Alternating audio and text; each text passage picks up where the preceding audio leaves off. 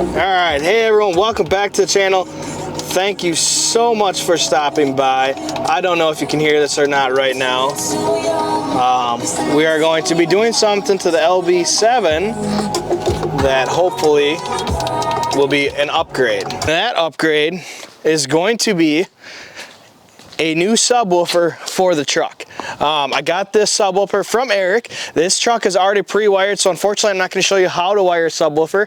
If I was going to do that, I'd be doing that with Eric because I do not know how to do that specifically. I know you got a couple wires to run and all that kind of stuff, but Eric knows how to do that, not me. So if you guys want to do that, want a video on how to wire up like a subwoofer and add that to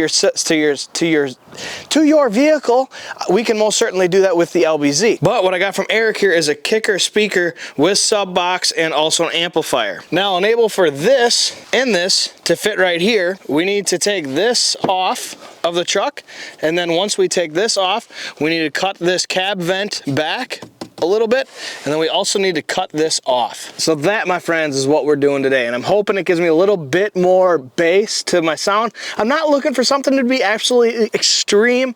My wife and I, we like our music and we like a little bit of bass, and the factory Bose system that's in this truck does really well, but unfortunately just doesn't give enough a little bit of bass that we really truly want, kind of like the new Dodge vehicles. Those new Dodge vehicles have awesome factory sound systems, so hopefully this can get us what we want. All right, so there are a total of 4 of those screws on the back side there. Each one is going to be a 10 millimeter on the back side. Once you get that out, you can go ahead and take this out of here. Set that aside for right now. We'll talk about that in a second. Now we've got to move this stupid thing out of the way. And then we got to cut this back, and I think you can just use a knife on this. All right, so I ended up using my oscillating tool. I started out with a knife, and it was okay. It was just taking a while. So I grabbed my multi-tool, kind of hacked away at it. Got it nice and clean cut off right here. And now we can go ahead and try. I guess I didn't have to cut it off that far. I guess I only had to cut off like this portion of it, but it didn't really matter. It's just a cab vent. It's still going to vent through there just like anything else would vent through here.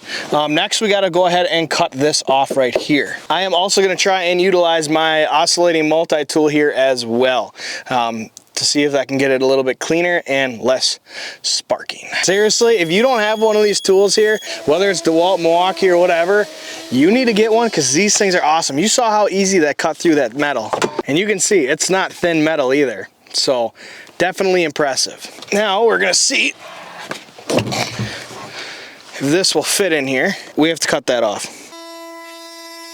All right, now that that is cut off and kind of warm, let's see if we can fit this in here. All right, so next we've got it in here. You can kind of see it doesn't fit exactly right, just right. We have to cut a section of this off, and it's really just this lower part right here. I've already marked it right here, so we're gonna go ahead and cut this plastic out. I also marked down here. I'm not sure, we might have to like cut down a little bit and bend this forward, enable for it to fit back here. I don't want to cut this out, but if I have to, it's also not the end of the world because it is just the mounting bracket for this, so it doesn't actually serve any structural point for the seats.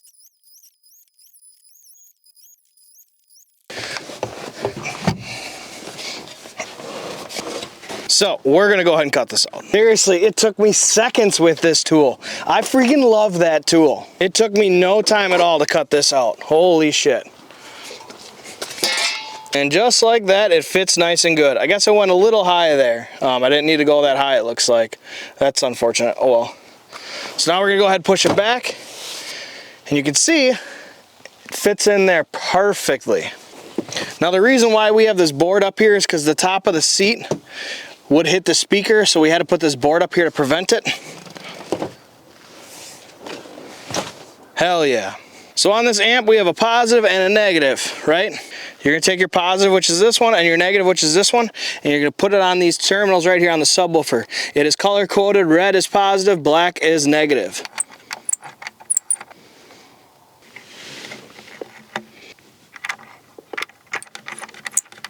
There we go.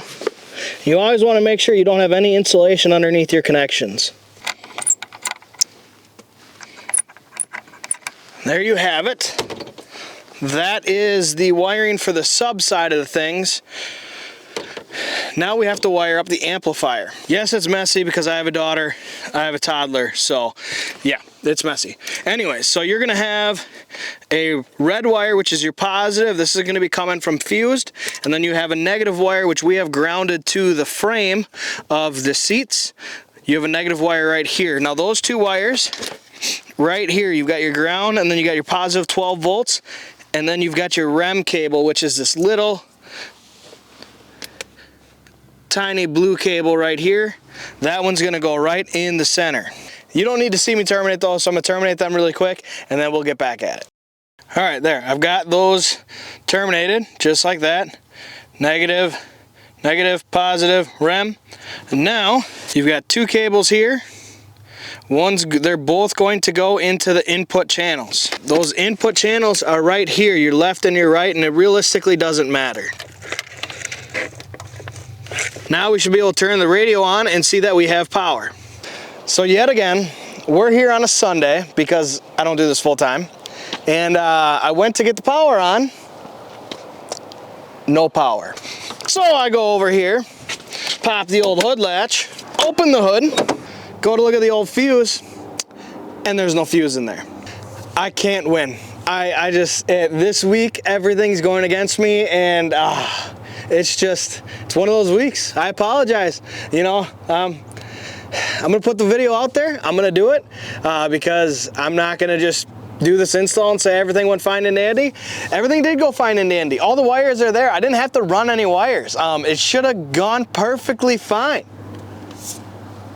But that's not in the case of my scenario. So that sucks. I was really looking forward to hearing this thing bump, listening to some good music, and hopefully I can source a fuse for you. Maybe I can source one today. I don't know. Maybe we'll take a trip into town with my wife and try and source you one today. We all know how that went for Monday's video, trying to source freaking parts for a leaf spring bracket, plate, I should say. So I hope you guys, well, you probably didn't even enjoy this video. So I basically left you a cliffhanger, and I apologize, left you two cliffhangers.